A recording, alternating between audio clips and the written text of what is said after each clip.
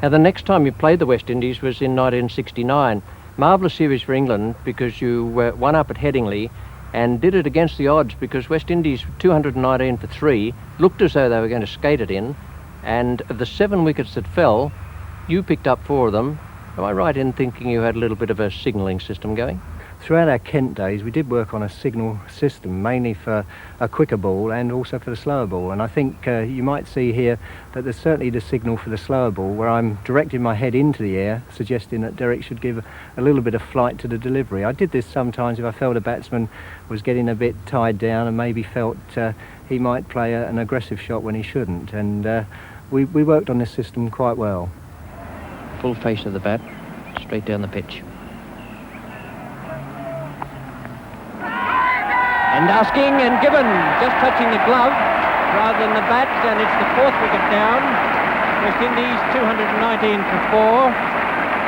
Caught Knott, bowled Underwood. The second delivery that Underwood has turned appreciably in the last 20 minutes.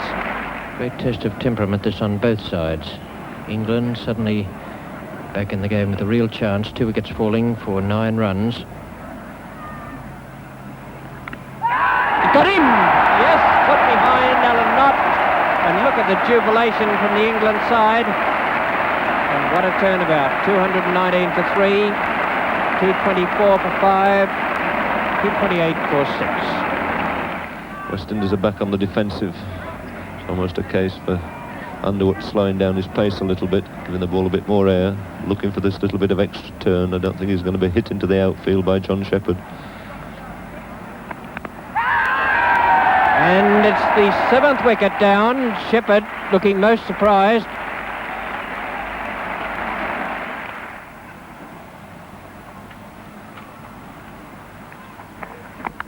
Oh, what a good catch. Yes, fine catch there by Alan Knott. The 9th wicket down. David Brown concentrating on the off stump there for Lance Gibbs. 9 for 255.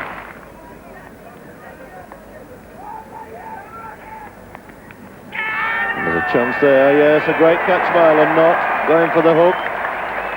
Could possibly have been off the glove, but a good diving catch away to his right by Alan Knott.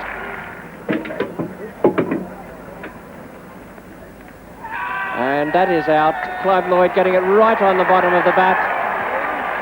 Not very fortunate there. That kept very, very low indeed. I think he probably got it right down the queue end, which makes it quite a remarkable catch by Alan Knott.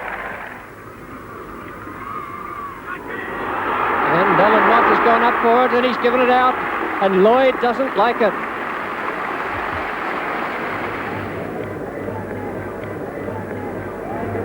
And that is out. He's still got plenty of time for that record, but Bob Willis has taken his 2nd wicket of the innings. There it is again. And as that ball goes into Alan Knott's gloves, he equals the record held by Godfrey Evans of 219 test dismissals.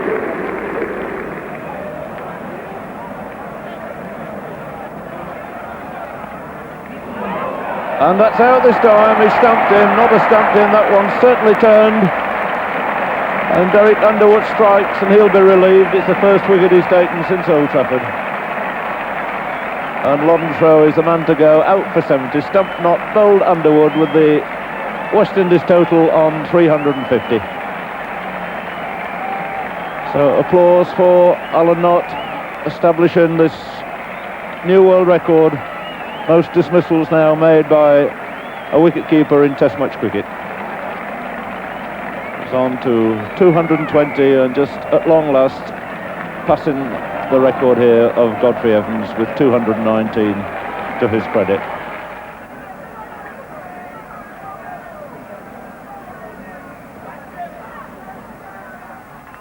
And that is out. It must be gone. It was very wide, a quicker ball. And Clive Lloyd is gone for 84. Alan, that must have been a marvellous moment, first of all to equal Godfrey's record and then to break it.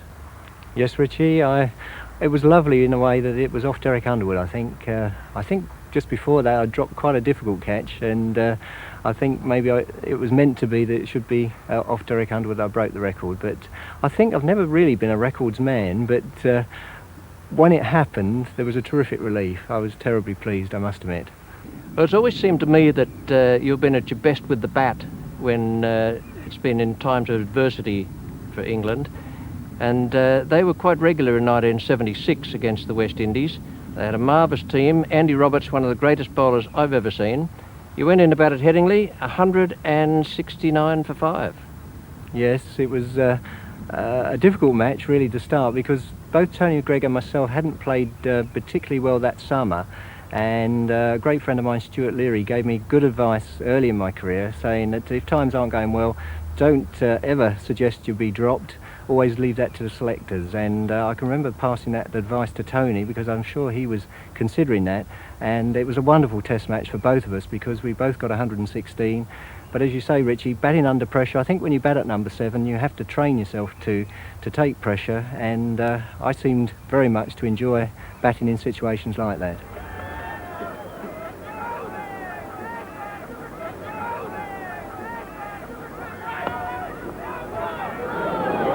And he's in trouble here, and he's missed it. And that is Tony Greig's 100. It could so easily have been a run out. A complete misunderstanding there between Greig and Alan Knott. Tony Greig goes to his century. What a way to get it.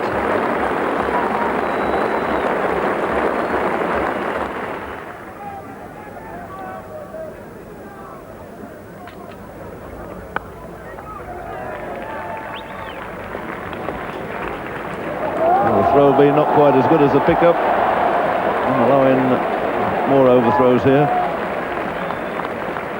So in all, Alan Knott will get 3, and could be some more. Oh, would you believe it? He's going to get 7.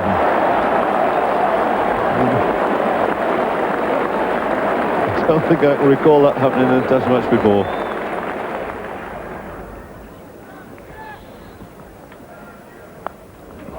That's a good shot, going through mid-wicket for 4.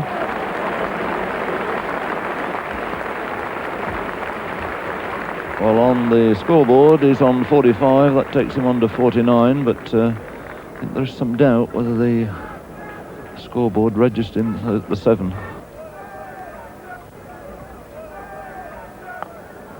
Doesn't make any difference this time, because that's another boundary. A full toss, pushed away, square on the offside. And successive 4s to Alan Knott, taking him through to a thoroughly deserved 50 here. Played really well, came in his old cheeky style last night, got away to a good start, and he's carried on, possibly a little bit more solidly this morning, but has given wonderful support to his captain, Tony Greig. Andy Roberts 2 for 80 from 29 overs. Really good bowling that, and Daniel now is in his 23rd over.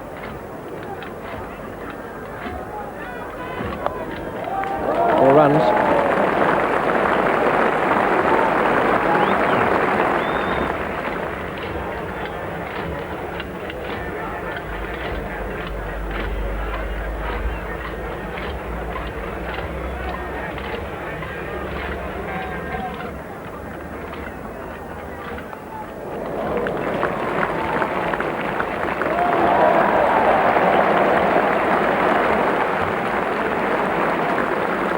Or not.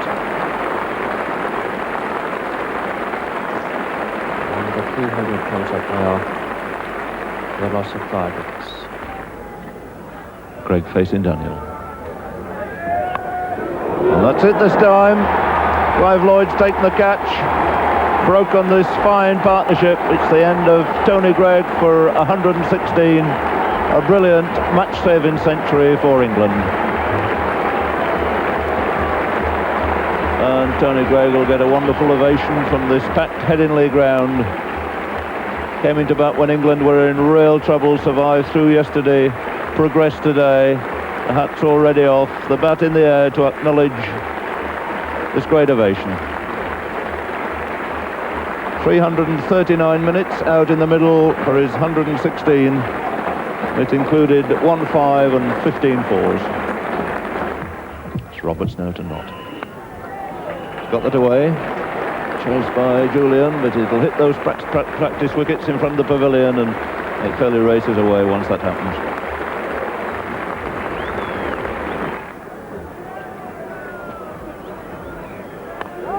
That's not safe, and he's got away, although it was in the air, through extra cover.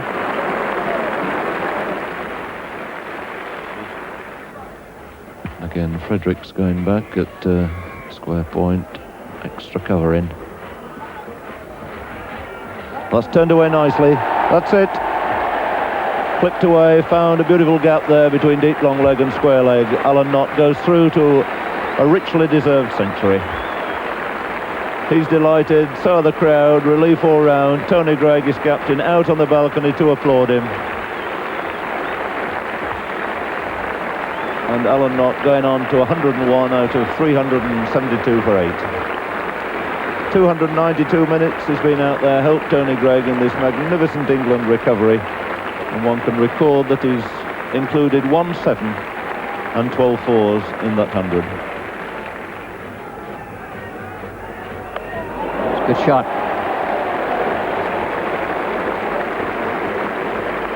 It's too short, and Holder would have meant to keep it up and about the block hole, I would think, but not. He was waiting for it there, right on the back foot, just sliding that back foot across and the left foot out to the leg side.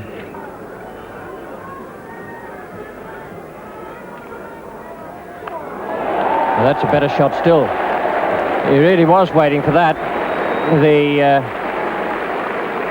The bouncer that comes after being hit for 4, there was no doubt in Knott's mind that he was going to get it. He dealt with it very severely. He's outside leg stump waiting. Well, I think Holder must have signalled that some 2 or 3 yards from the bowling crease.